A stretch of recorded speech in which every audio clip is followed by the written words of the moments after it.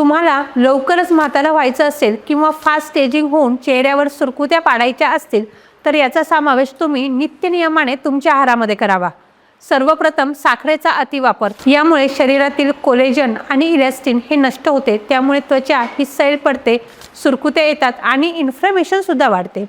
2 नंबरला आहे sauce, cold drinks, preservative, यात मोठे प्रमाणात जपलेली असते ती म्हणजे साखर किंवा ट्रान्सफॅट। यामुळे यकृतावर ताण येऊन मेटाबॉलिझम बिघडते आणि रक्तभिसरण नीट न झाल्यामुळे त्वचा ही निस्तेज होते। 3 नंबरला आहे फ्रोझन डेझर्ट। हे दुधाऐवजी वनस्पती तेलापासून बनवलेले असतात।